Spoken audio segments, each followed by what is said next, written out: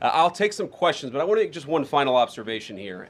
When I was actually walking out here, somebody sent me a photo of a CNN headline about what happened in Minneapolis. And this is the headline. I'm just going to read it.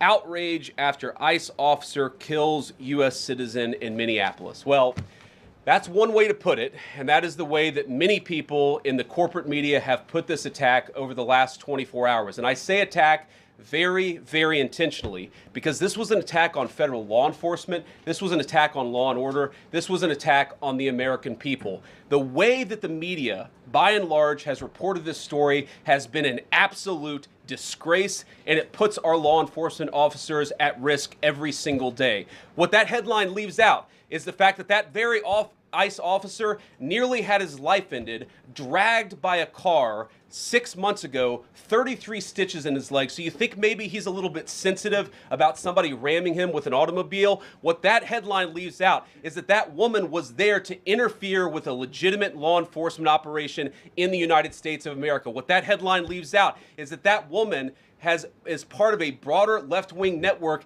to attack, to dox, to assault, and to make it impossible for our ICE officers to do their job. If the media wants to tell the truth, they ought to tell the truth that a group of left-wing radicals have been working tirelessly, sometimes using domestic terror techniques to try to make it impossible for the President of the United States to do what the American people elected him to do, which is enforce our immigration laws. The President stands with ICE, I stand with ICE, we stand with all of our law enforcement officers.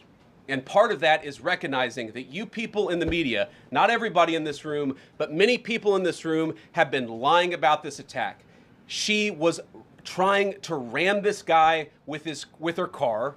He shot back. He defended himself. He's already been seriously wounded in law enforcement operations before, and everybody who's been repeating the lie that this is some innocent woman who was out for a drive in Minneapolis when a law enforcement officer shot at her, you should be ashamed of yourselves.